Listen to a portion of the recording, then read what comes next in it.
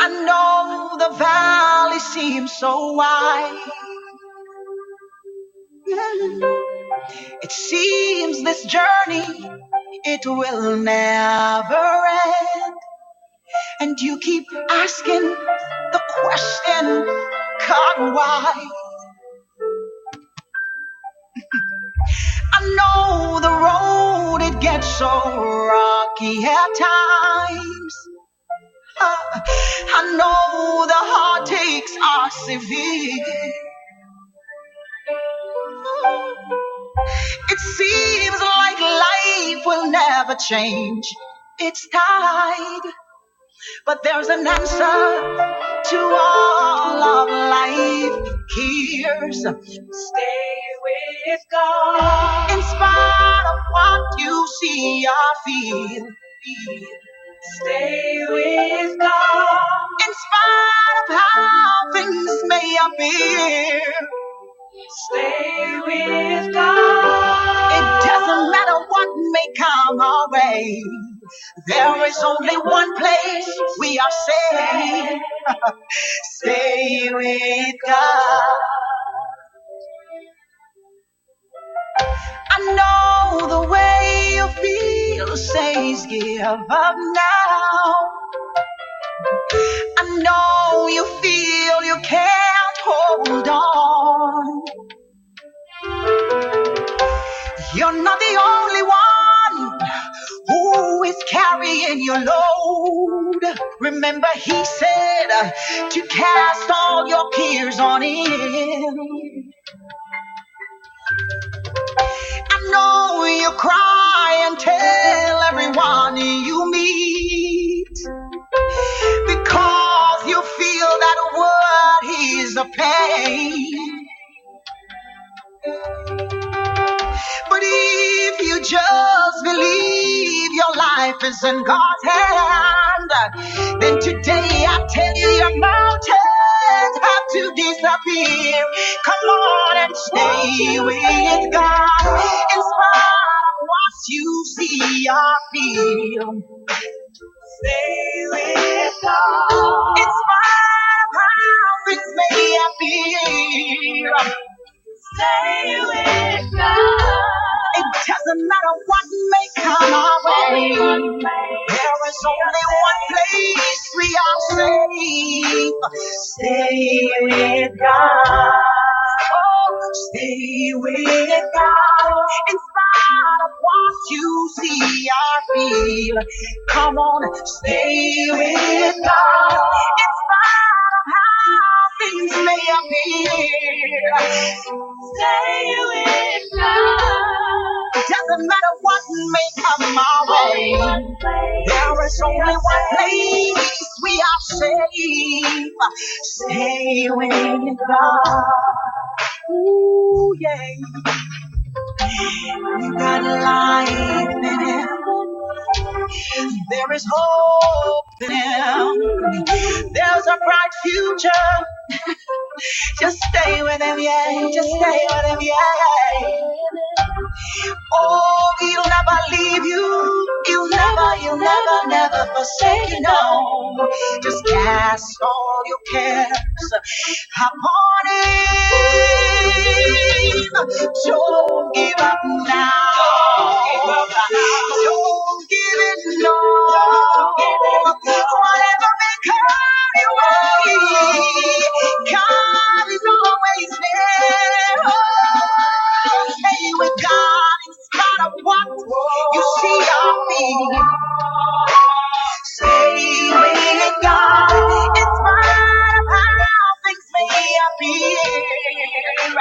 Stay with God. It doesn't matter what may come our way. There is only one place we are safe.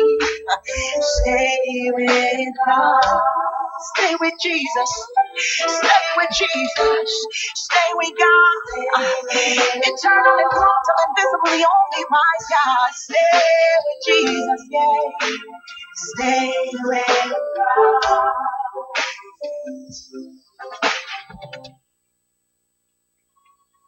Wow. You know, Candy has shown so much improvement, over the past weeks, and she's such a wonderful young lady too. Praise God for Candy. There's something I should have said earlier. I didn't say it, and I need to say it. That we live in a day when sects and cults masquerading as part of the Christian community, having big churches and big cross on top of them, but they are not of God. And they are wreaking havoc upon people who are not studying the Word of God. I've had clashes with many of them on Facebook. They can't really manage me, tell you the truth. But I'll tell you this, they are very equipped. They operate in robotic artificial intelligence. They are programmed and they trot out and parrot out what has been programmed inside of them. And unless you know the word of God, they make mincemeat of you.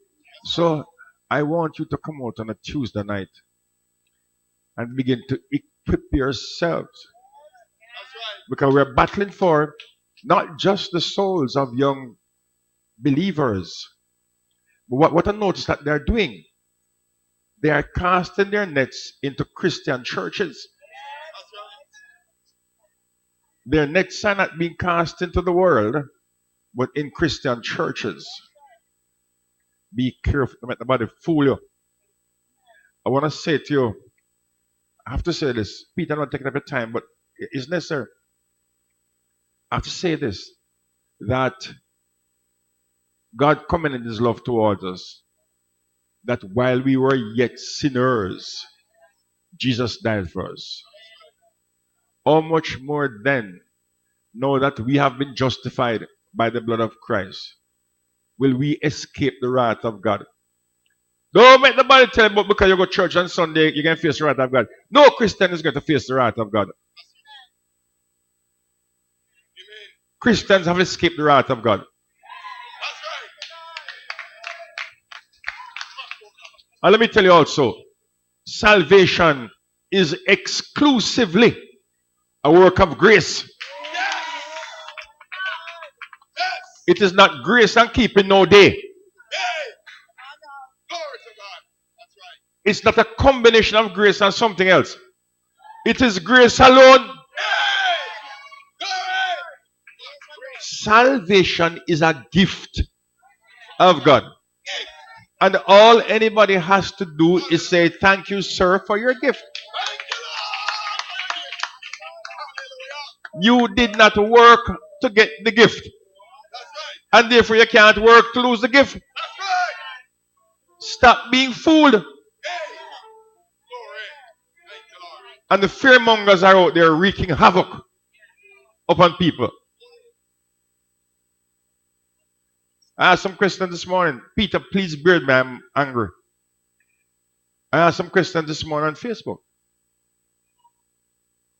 if a pastor is being paid a salary by the church, should he work on what they call the Sabbath day? If he's being paid a salary, then that is his work. He shouldn't work on a Sabbath day. If other people are being paid a salary by the church, they also should not work on the Sabbath day. If you collect tithes and offerings on what you call the Sabbath day, you are, and Ellen White is the one who said it, you might be profaning the Sabbath.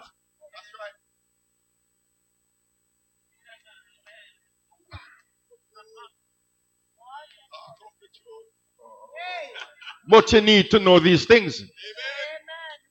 How can you know that a teacher? And so I'm saying to you, Bible study is where you get equipped to talk to anybody. I dare any man anywhere in Jamaica in the world to come in my face with them kind of nonsense there. I've tried to be peaceful and not and to be inoffensive, but when you keep attacking Sunday Christians that everybody will go to church on Sunday go to hell, it's time for me to talk. Last thing. The Old Testament, listen to me. The Old Testament was abolished. When Jesus went to the cross, The Old Testament was abolished. And according to Hebrews 8 and 6, there's a new covenant, a new testament with better promises. Why am I going to leave the better to hold on upon the lesser? Listen, man. When them come to you around them, I say, if you have a problem, go talk to Pastor Max so I deal with them.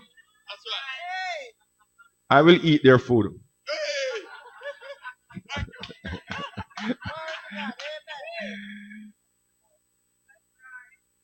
Uh, I've vented, so I feel better now. Put your hands together with me.